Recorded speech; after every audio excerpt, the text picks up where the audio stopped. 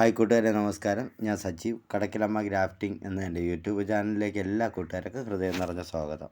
അപ്പോൾ ഞാൻ ഇന്ന് കൂട്ടുകാരെ കൂടെ പറഞ്ഞുതരാൻ പോകുന്നത്, ഈയിടെയായി എനിക്ക് കിട്ടിയ ഫോട്ടോകളും അതുപോലെ തന്നെ കമൻറ്റുകളും കൂടുതലും മാവ് പൂക്കുന്നില്ല, അതുപോലെ തന്നെ ഫലവൃക്ഷ തൈകൾ പൂക്കുന്നില്ല, കായ്ക്കുന്നില്ല, പൂക്കൾ പൊഴിഞ്ഞു പോകുന്നു, അത് അഗ്രമുകുളങ്ങളൊക്കെ കരിഞ്ഞു പോകുന്നു, ഇങ്ങനെയൊക്കെയുള്ള പരാതിയാണ്. നമ്മുടെ കർഷകർ ഒരുപാട് പേര് ഇതുപോലുള്ള ബുദ്ധിമുട്ട് അനുഭവിക്കുന്നുണ്ട് എന്ന് മനസ്സിലായതുകൊണ്ട് തന്നെ ഇത് ഒന്നോ രണ്ടോ പേർക്ക് അതിനുള്ള കമൻറ്റുകൾ പറഞ്ഞാൽ മാത്രം പോരാ, ഇതൊരു വീഡിയോ ആയിട്ട് ചെയ്യാമെന്ന് കരുതിയതിൻ്റെ അടിസ്ഥാനത്തിലാണ് ഈ വീഡിയോ ചെയ്യുന്നത്. അപ്പോൾ എങ്ങനെയാണ് നമ്മുടെ ഫ്രൂട്ട് പ്ലാന്റുകളുടെ പൂക്കൾ കൊഴിഞ്ഞു പോകാതെയും കായായി കിട്ടുവാനും ഒക്കെ ചെയ്യേണ്ട കാര്യങ്ങളെന്ന് നോക്കാം. അപ്പോൾ ആദ്യം തന്നെ നമ്മൾ മനസ്സിലാക്കേണ്ടത് നമ്മുടെ മണ്ണിൽ എത്രത്തോളം വളക്കൂറുണ്ട് എന്നാണ്. അതായത് എത്രത്തോളം ജൈവാംശം നമ്മളെ മണ്ണിലുണ്ട് എന്നതിനെക്കുറിച്ചാണ് നമ്മൾ ആദ്യം വിലയിരുത്തേണ്ടത്. അതായത് നല്ല വളക്കൂറുള്ള മണ്ണിലുണ്ടാവുന്ന ഫ്രൂട്ട് പ്ലാന്റുകൾക്കാണ് നല്ലതുപോലെ പൂക്കുകയും ധാരാളം കായ്ക്കുകയും ചെയ്യുന്നത്. അതിന് കാരണമെന്ന് പറഞ്ഞാൽ, ഒരു ചെറിയ ചെടിയായാലും അത് വലിയ വൃക്ഷമായാലും അത് പൂക്കാനും കായ്ക്കാനും അതുപോലെ തന്നെ പൂക്കൾ പൊഴിഞ്ഞു പോകാതെ പരാഗണത്തിലൂടെ കായായി മാറുവാനും പെൺപൂക്കൾ ധാരാളം ഉണ്ടാവുവാനും പൂക്കൾക്ക് വികസനം ഉണ്ടാവുവാനും നല്ല വലിപ്പമുള്ള കാകൾ കിട്ടണമെങ്കിലും ഈ കാകൾ പഴമായി ആ പഴങ്ങൾക്ക് നല്ല ടേസ്റ്റ് കിട്ടണമെങ്കിലും ഈ ചെടിയെ സംബന്ധിച്ചിടത്തോളം 16 മൂലകങ്ങൾ വേണം. അതായത് nitrogen, phosphorus, potash, iron, cobalt, silicon, copper, sulphur, magnesium, calcium, sodium, manganese, zinc, boron, chlorine ഇവ കൂടാതെ അന്തരീക്ഷ വായുവിൽ നിന്ന് കാർബണും ഓക്സിജനും ചെടിക്ക് സ്വീകരിക്കാൻ പ്രത്യേക കഴിവുമുണ്ട്.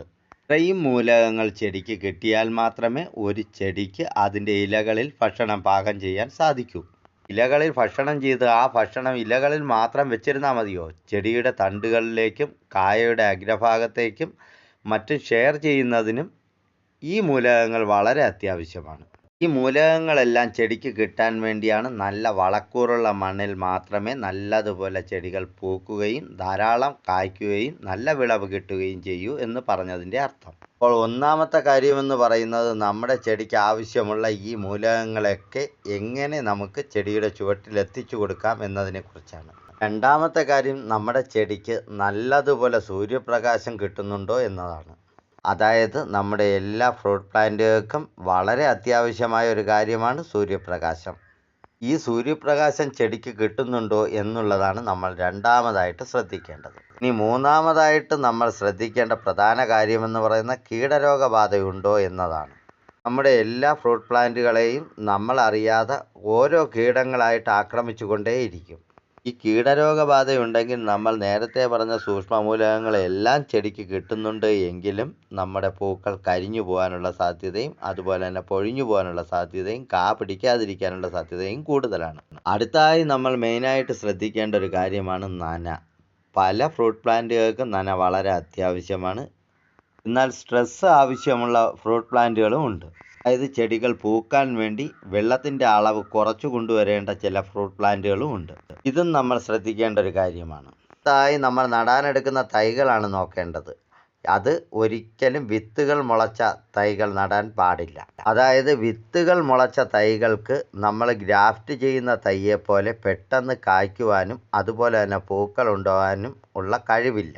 ഇനി വിളവിൻ്റെ കാര്യത്തിലോ അതും കണക്ക് തന്നെ, കാരണം അതിൽ വലിയ വിളവൊന്നും കിട്ടില്ല.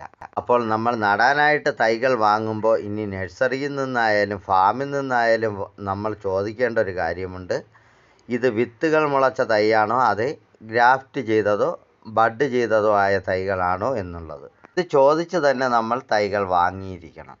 അതായത് വിത്തുകൾ മുളച്ച തൈകൾക്ക് ചിലപ്പോൾ 10 രൂപ കൊടുക്കുമ്പോൾ കിട്ടുമെങ്കിൽ ഇനി ഗ്രാഫ്റ്റിങ്ങോ ബഡിങ്ങോ എയർ ലെയറോ ആണെന്നുണ്ടെങ്കിൽ അതിന് 100 രൂപ കൊടുക്കേണ്ടി വരും. ഈ ഗ്രാഫ്റ്റ് തൈകൾക്ക് കൂടുതലും വില കൂടുന്നതെന്ന് പറഞ്ഞാൽ നമ്മളെ തൈകൾ ഉണ്ടാക്കിയെടുക്കാൻ വേണ്ടി വളരെ ബുദ്ധിമുട്ട് തന്നെയാണ്. ഈ ഗ്രാഫ്റ്റിംഗ് ആയാലും എയർ ലെയർ ആയാലും അത് ഒരു ചെടി പൂത്ത് അത് കായ്ച്ച് അതിൻ്റെ 6 മാസമെങ്കിലും പഴക്കമുള്ള കൊമ്പുകളാണ് ഇങ്ങനെ നമ്മൾ എയർ ലെയർ ചെയ്യാനും അതുപോലെ ഗ്രാഫ്റ്റിങ്ങിനും വേണ്ടിയിട്ട് തിരഞ്ഞെടുക്കുന്നത്. അതുകൊണ്ട് തന്നെ ആ ചെടികൾക്ക് എപ്പോഴും പൂക്കുവാനും കായ്ക്കുവാനുമായിരിക്കും കൂടുതൽ താല്പര്യം. ഇനി വിത്തിട്ട് മുളപ്പിച്ച ഒരു പ്ലാവാണ് എന്നുണ്ടെങ്കിൽ അത് കായ്ക്കാൻ നമുക്കൊരു 8, 9, 10 വർഷം എടുക്കുമെങ്കിൽ വെറും 1 വർഷത്തിനകം വെച്ച് എയർലെയറായിട്ടുള്ള തൈകൾ കായ്ക്കും.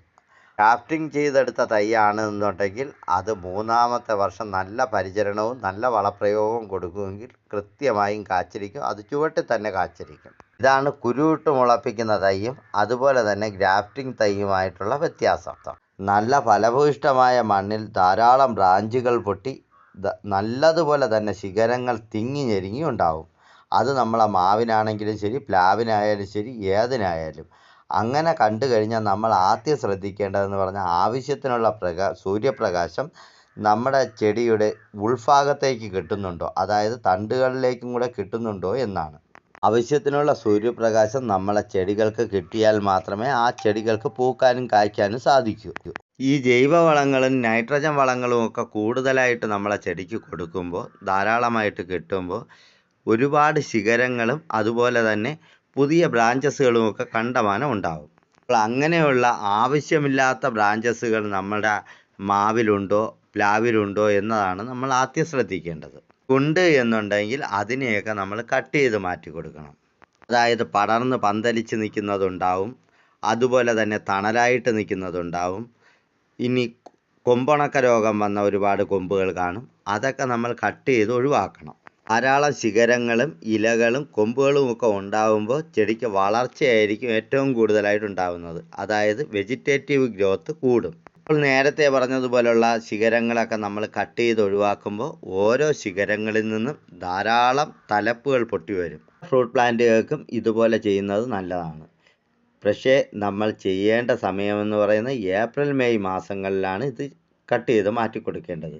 അതിനാണ് നമ്മൾ ഇതുപോലെ ആവശ്യമില്ലാത്ത കൊമ്പുകളൊക്കെ കട്ട് ചെയ്ത് മാറ്റി കൊടുക്കുന്നതെങ്കിൽ നമ്മുടെ ഡിസംബർ മാസം ആകുമ്പോഴേക്കും നമുക്കൊരു 8 മാസം പ്രായമായ ബ്രാഞ്ചസുകൾ ഈ മാവിലുണ്ടാവും. ഈയിടെയായിട്ട് ധാരാളമായിട്ട് കണ്ടുവരുന്നതാണ് മാവുകളിൽ കൊമ്പുണക്ക രോഗം. അത് ഈ നാരകം അതുപോലെ തന്നെ ഈ മാവ് എന്നീ ചെടികൾക്കൊക്കെ സാധാരണയായി കണ്ടുവരുന്നുണ്ട്. ഈ കൊമ്പണക്കം അതായത് ഡൈബേക്ക് വന്ന ചെടികളിലാണെങ്കിൽ അതിൻ്റെ മെയിൻ തണ്ടിൽ നിന്നും ആണല്ലോ ശിഖരങ്ങൾ വരുന്ന, ആ ശിഖരത്തിൽ നിന്നും 10 സെൻറ്റിമീറ്റർ നിർത്തിക്കൊണ്ട് കട്ട് ചെയ്തങ്ങ് മാറ്റണം. ഇങ്ങനെ ചെയ്യുമ്പോൾ ഒരു കൊമ്പിൽ നിന്നും മറ്റൊരു കൊമ്പിലേക്ക് കൊമ്പണക്ക രോഗം പകരില്ല, അതായത് സ്പ്രെഡ് ചെയ്യില്ല. അതുപോലെ തന്നെ ആവശ്യത്തിനുള്ള സൂര്യപ്രകാശം ചെടിയുടെ ശാഖകളിലും കൊമ്പുകളിലും ഇലകളിലും കിട്ടുകയും ചെയ്യും. ഈ സൂര്യപ്രകാശം ഉള്ളിലേക്ക്, അതായത് തടിയിലേക്കും അതിൻ്റെ തണ്ടുകളിലേക്കും ഒക്കെ നല്ലതുപോലെ കിട്ടുകയാണെങ്കിൽ ഒരുവിധമുള്ള കീടരോഗങ്ങളെയൊക്കെ നമുക്ക് മാറ്റിയെടുക്കാൻ സാധിക്കും. അതിനുള്ള കഴിവ് സൂര്യപ്രകാശത്തിനുണ്ട്. അപ്പോൾ മാക്സിമം സൂര്യപ്രകാശം ഉള്ളിലേക്ക് കിട്ടത്തക്ക വിധത്തിൽ നമ്മുടെ ചെടിയെ ഒന്ന് പ്രൂൺ ചെയ്ത് നിർത്തുന്നതാണ് നല്ലത്. ഈ സൂര്യപ്രകാശം ഉള്ളിലേക്ക് കിട്ടുമ്പോൾ കീടരോഗങ്ങളെ ചെറുക്കാമെന്ന് മാത്രമല്ല, നമ്മുടെ കട്ട് ചെയ്യുന്ന ശാഖകളിൽ പുതിയ പുതിയ ശിഖരങ്ങൾ ധാരാളം ഉണ്ടാവുകയും അതിലൂടെ ധാരാളം വിളവ് നമുക്ക് കിട്ടുകയും ചെയ്യും. ഇനി അടുത്തതായി നോക്കേണ്ടത് നനവാണ്. നല്ലതുപോലെ ചെടികൾ വളരുന്നതിന്, നല്ല പുഷ്ടിയോടെ നല്ല ആരോഗ്യത്തോടെ വളരുവാനും കായ് കിട്ടുവാനും കായ്കൾക്ക് നല്ല വലിപ്പം ഉണ്ടാകുവാനും നന വളരെ അത്യാവശ്യമാണ്. അത് നമുക്ക് തുള്ളി നനയാണെങ്കിൽ ഏറ്റവും നല്ലത്. തുള്ളി നന സംവിധാനത്തിലൂടെ ചെടികളുടെ ആക്റ്റീവായിട്ടുള്ള റൂട്ട് സോണിൽ തന്നെ വെള്ളമെത്തുകയും അതിന് വേണ്ടുന്ന ന്യൂട്രിയൻസ് ഒക്കെ മണ്ണിൽ നിന്ന് വലിച്ചെടുക്കുവാനും സാധിക്കും. ഇങ്ങനെ തുള്ളി നനയാണ് നമ്മൾ കൊടുക്കുന്നതെങ്കിൽ നമ്മളെ ചെടികൾ നല്ല കരുത്തോടെ വളരാനുള്ള സാധ്യത വളരെ കൂടുതലാണ്. എന്നാൽ നനവ് നമ്മൾ കൊടുക്കേണ്ടത് നവംബർ ഡിസംബർ മാസം വരെയാണ്. നവംബർ ഡിസംബർ വരെ മാത്രമേ നമ്മുടെ പ്ലാവിനും മാവിനും നനവ് കൊടുക്കാവൂ. അത് കഴിഞ്ഞാൽ നനവ് നിർത്തണം. നനവ് നിർത്തുമ്പോൾ ചെടികൾക്ക് അവിടെ ഒരു സ്ട്രെസ്സ് ഫീൽ ചെയ്യുകയും ചെടികളുടെ ഉള്ളിലുള്ള കാർബൺ നൈട്രജൻ അനുപാതത്തിൽ വ്യത്യാസം വരികയും ചെടികൾക്ക് പൂക്കുവാനും കായ്ക്കുവാനുമുള്ള ഒരു സ്റ്റേജിലേക്ക് മാറുകയും ചെയ്യും. ഇതിനാണ് ഒരു സ്ട്രെസ്സ് മാവിന് കൊടുക്കണമെന്ന് പറയുന്നത്. ഇനി മാവും പ്ലാവും ഒക്കെ പൂത്ത് കഴിഞ്ഞാൽ എന്ത് ചെയ്യണം? നല്ലതുപോലെ നനവും കൊടുക്കണം. ചുവട് ഭാഗത്ത് നല്ലതുപോലെ പൊതയും ഇട്ട് കൊടുക്കണം. ചെടികൾ പൂത്ത് കഴിഞ്ഞാൽ അതിന് നനവ് കൊടുത്താലുള്ള ഗുണമെന്ന് പറഞ്ഞാൽ ഇതിലുണ്ടാകുന്ന കാകൾക്ക് നല്ല വലിപ്പം ഉണ്ടാവും. അതായത് ചക്കയൊക്കെ ആണെങ്കിൽ നല്ല വലിപ്പത്തിലുള്ള ചക്കയായിരിക്കും. അതുപോലെ തന്നെ മാങ്ങയാണെങ്കിൽ നല്ല വലിപ്പമുള്ള മാങ്ങയായിരിക്കും. അതുപോലെ തന്നെ ഈ മാവിൻ്റെ പൂക്കൾ പൊഴിഞ്ഞു പോകാതിരിക്കും. അതുപോലെ പ്ലാവിലാണെങ്കിൽ പ്ലാവിൻ്റെ കളകളൊന്നും കരിഞ്ഞു പോകാതിരിക്കും. ഇതിനൊക്കെ വേണ്ടിയാണ് നമ്മൾ നനവ് പൂത്ത് കഴിഞ്ഞാൽ മാവായാലും ശരി പ്ലാവായാലും ശരി പൂവായി കഴിഞ്ഞാൽ നമ്മൾ നനച്ചു കൊടുക്കണമെന്ന് പറയുന്നത്. ഇനി അടുത്തായി നമ്മൾ ശ്രദ്ധിക്കേണ്ട പ്രധാന കാര്യമെന്ന് പറഞ്ഞാൽ നല്ല ഫലഭൂയിഷ്ഠതയുള്ള മണ്ണ്, അതായത് ജീവാംശമുള്ള മണ്ണാണ് നമ്മളെ മാവിനും പ്ലാവിനും ഒക്കെ വേണ്ടത്. എല്ലാ ഫ്രൂട്ട് പ്ലാന്റിനും മണ്ണിന് നല്ല ഫലഭൂയിഷ്ഠത ഉണ്ടാവണമെങ്കിൽ നല്ല ജൈവവളങ്ങൾ മണ്ണിൽ ചേർത്ത് കൊടുക്കണം. അതായത് നല്ലതുപോലെ കായ്ക്കുന്ന ഒരു മാവിനോ പ്ലാവിനോ ആണ് എന്നുണ്ടെങ്കിൽ 80 കിലോഗ്രാം വരെ നമ്മൾ ജൈവവളങ്ങൾ ചേർത്ത് കൊടുക്കണമെന്നാണ് അതിൻ്റെ ഒരു കണക്ക്. 80 കിലോ ജൈവവളം എന്ന് പറയുമ്പോൾ നിങ്ങൾ കണ്ണ് തള്ളിയൊന്നും വേണ്ട. നമുക്കിത് കാലിവളങ്ങൾ, അതുപോലെ തന്നെ പച്ചില വളങ്ങൾ, അതുപോലെ തന്നെ പൊടിഞ്ഞ ജൈവവളങ്ങൾ, ഇതൊക്കെ നമുക്ക് ചേർത്ത് കൊടുക്കാം. ഇതെല്ലാം ചേർത്താണ് ഒരു വർഷത്തേക്ക് 80 കിലോ എന്ന് പറഞ്ഞത്. ഇത് മാവിനും പ്ലാവിനും മാത്രമല്ല കേട്ടോ, എല്ലാ ഫ്രൂട്ട് പ്ലാന്റിനും ഇത് തന്നെയാണ് മെത്തേഡ്. അപ്പോൾ ഇത്രയും ജൈവവളങ്ങൾ നമ്മൾ ചെടിക്ക് കൊടുക്കുമ്പോൾ നല്ല കരുത്തോടെ ചെടികൾ വളരും. ഇങ്ങനെ വരുമ്പോൾ കൂടുതലായിട്ടും വളർച്ചയാണ് ചെടിക്ക് ഉണ്ടാവുന്നത്. അപ്പോൾ നമ്മൾ ശ്രദ്ധിക്കേണ്ട മറ്റൊരു കാര്യമെന്ന് പറഞ്ഞാൽ, ഈ പ്ലാവായാലും ശരി മാവായാലും ശരി, ഇനി ഏത് ഫ്രൂട്ട് പ്ലാന്റ് ആയാലും അത് പൂത്ത് കഴിഞ്ഞാൽ അതിന് വേണ്ടത് പൊട്ടാസ്യമാണ്. ഇത് നമുക്ക് പൊട്ടാഷിൻ്റെ രൂപത്തിൽ കൊടുക്കാം. അത് മാവായാലും ശരി പ്ലാവായാലും ശരി, അത് പൂക്കുന്നതിന് 2 കിലോഗ്രാം വരെ പൊട്ടാഷ് ആവശ്യമായി വരാറുണ്ട്. അതായത് മാവുകളൊക്കെ ഒരു വളർച്ച എത്തിക്കഴിഞ്ഞാൽ അതിന് നമ്മൾ സ്ട്രെസ് കൊടുക്കുന്ന സമയത്ത് ഏറ്റവും കൂടുതലായിട്ട് നമ്മൾ കൊടുക്കേണ്ടത് നൈട്രജൻ വളങ്ങളല്ല, പൊട്ടാഷ് വളങ്ങളാണ് കൂടുതലായിട്ട് കൊടുക്കേണ്ടത്. അതായത് മാവിനെ പൂവിടാൻ വേണ്ടി പ്രേരിപ്പിക്കുന്നത് എന്ന് പറഞ്ഞാൽ പൊട്ടാസ്യമാണ്. നമ്മുടെ മണ്ണ് പൊതുവേ പുളിരസമുള്ള മണ്ണായതുകൊണ്ട് തന്നെ പൊട്ടാസ്യത്തിനെ പിടിച്ചു നിർത്താനുള്ള കഴിവ് മണ്ണിനില്ല. അതുകൊണ്ട് കഴിഞ്ഞ വർഷത്തെ വിളവിന് നമ്മൾ പൊട്ടാഷ് കൊടുത്തതല്ലേ ഇത്തവണ നമുക്ക് പൊട്ടാഷ് കൊടുക്കണ്ട എന്ന് വിചാരിക്കരുത്. ഒരു മാവിനെ സംബന്ധിച്ചിടത്തോളം ഒക്ടോബർ നവംബർ മാസത്തിൽ അതിന് 2 കിലോഗ്രാം പൊട്ടാഷെങ്കിലും കൊടുത്തിരിക്കണം. ഇതിൽ മാത്രമേ നമ്മുടെ മാവ് പൂ കായായും മാറൂ. ഇനി ഇത് കൊടുക്കാൻ ബുദ്ധിമുട്ടാണെങ്കിൽ നിങ്ങൾക്ക് പൊട്ടാസ്യം നൈട്രേറ്റോ പൊട്ടാസ്യം സൾഫേറ്റോ ഇത് നമുക്ക് 5 ഗ്രാം 1 ലിറ്റർ വെള്ളത്തിൽ കലക്കി നമ്മളെ കുഞ്ഞു മാവുകളാണെങ്കിൽ അതിനൊക്കെ കുടഞ്ഞു കൊടുക്കാം. അതായത് ഇലകളിലേക്ക് സ്പ്രേ ചെയ്തും കൊടുക്കാം. ഈ പൊട്ടാസ്യം സൾഫേറ്റും പൊട്ടാസ്യം നൈട്രേറ്റും ഒക്കെ എല്ലാ വളക്കടകളിലും കിട്ടുന്നതാണ്. ഇതൊരു കാരണവശാലും നമ്മൾ ചുവട് ഭാഗത്ത് ഇട്ട് കൊടുക്കരുത്.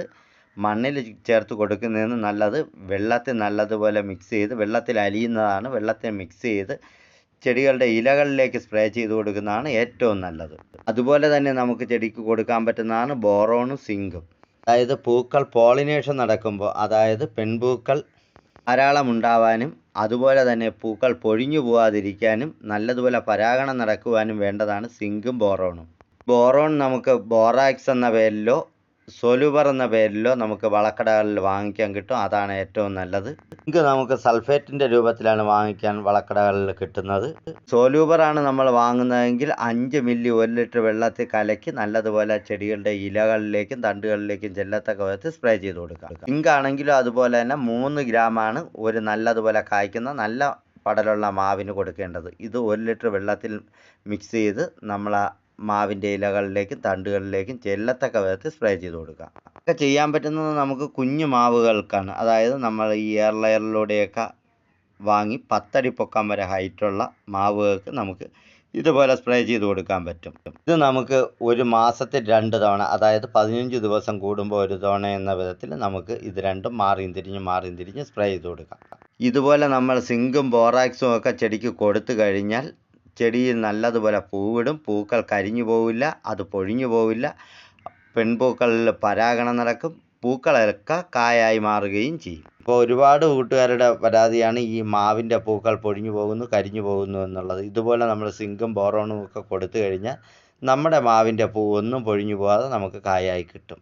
മാവിന് മാത്രമല്ല കേട്ടോ, എല്ലാ ഫ്രൂട്ട് പ്ലാന്റിനും ഇതുപോലെ തന്നെയാണ് ചെയ്യേണ്ടത്. അപ്പോൾ ഈ വീഡിയോ നിങ്ങൾക്ക് ഉപകാരപ്പെടുമെന്ന് തന്നെ വിശ്വസിക്കുന്നു. വീഡിയോ ഇഷ്ടപ്പെട്ട വീഡിയോയ്ക്ക് ലൈക്ക് തരാനും എൻ്റെ ചാനൽ ആദ്യമായാണ് കാണുന്നത് ഈ ചാനൽ ഒന്ന് സബ്സ്ക്രൈബ് ചെയ്യാനും കൃഷിയെക്കുറിച്ച് അറിഞ്ഞുകൂടാത്ത മറ്റു കൂട്ടുകാർക്ക് വീഡിയോ ഒന്ന് ഷെയർ ചെയ്ത് കൊടുക്കാനും മറക്കരുത്. ഇനി മറ്റൊരറിവുമായി അടുത്ത ദിവസം കാണാമെന്ന ശുഭപ്രതീക്ഷയോടുകൂടി തന്നെ നിർത്തുന്നു. എല്ലാ കൂട്ടുകാർക്കും നന്ദി, നമസ്കാരം.